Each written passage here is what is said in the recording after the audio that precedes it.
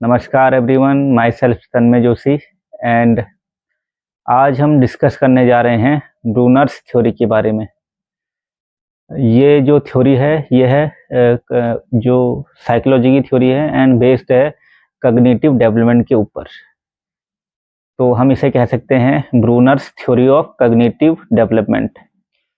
And जो Brunner's था उनका जो पूरा नाम है वो है जेरोम ब्रूनर्स एंड ये जो थे ये यूएसए के साइकोलॉजिस्ट थे। एंड इन्होंने इनकी जो एक फेमस बुक है उसका नाम है अ प्रोसेस ऑफ थिंकिंग। तो चलिए डिस्कस करते हैं इस थ्योरी के बारे में। तो ये थ्योरी कहती है कि जो बच्चों का डेवलपमेंट रहता है, जो बच्चे रहते हैं वो स्वयं डिस्कवरी लर्निंग के माध्यम से सीखते हैं। एंड जो बच्चों को जो है हमें है स्कैफोल्डिंग देनी चाहिए, यानी कि अगर मान लीजिए किसी बच्चे को कोई समस्या हल करने में कठिनाई हो रही है तो हमें उस समस्या को हल करने के लिए उनका थोड़ा सा सहयोग देना चाहिए, उसे कुछ बाहरी सपोर्ट देना चाहिए। उसे स्कैफोल्डिंग कहा जाता है। उस समस्या को पूरा हल नहीं करना चाहिए, खाली हमें उसे थोड़ा सा हेल्प देनी चाहिए, जिसे हम स्कैफोल्डिंग कहते हैं।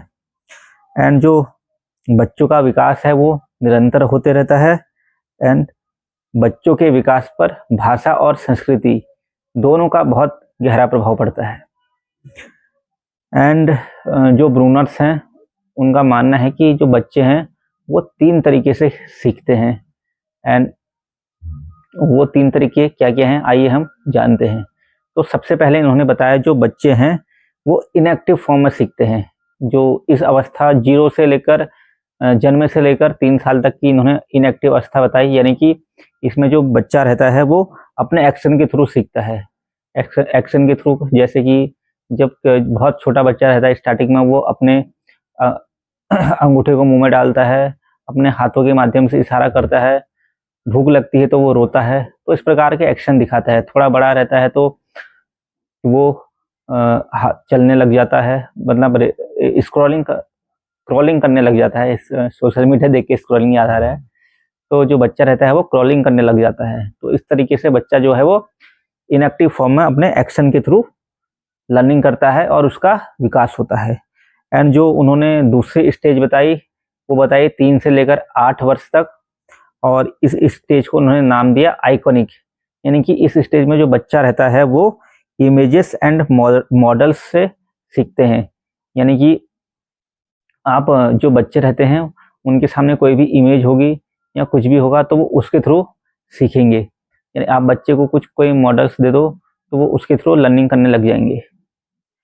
एंड इसी में अगला आता है, अगली अवस्था बताई उन्होंने सिंबॉलिक अवस्था। ये जो अवस्था है वो 8 वर्ष से ऊपर की अवस्था है।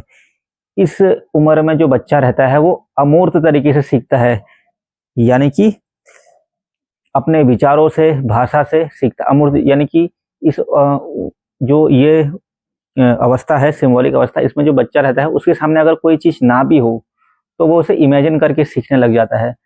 यानी कि मान लीजिए बच्चे के सामने आप बोलोगे कि आम का पेड़ कैसा रहता है, तो वो अपने दिमाग में जो आम का पेड़ है उसका इमेजिनेशन करने लग जाता है, जबकि आम के पेड़ उसके सामने है नहीं, फिर भी वो अपने दिमाग में इमेजिनेशन करने लग जाता है। इस प्रकार से बच्चा सीखता है और उसका विकास होता है। तो ये है ब्रूनर्स थ्योरी, और इसमें ब्रूनर्स ने बताया कि जो बच्चों का विकास रहता है वो 3 तरीके से रहता है। यानी कि फर्स्ट जो है वो इनएक्टिव फॉर्म में सीखता है बच्चा, दूसरा रहता है आइकॉनिक फॉर्म में सीखता है एंड तीसरा सिंबॉलिक फॉर्म में। तो ये है ब्रूनर्स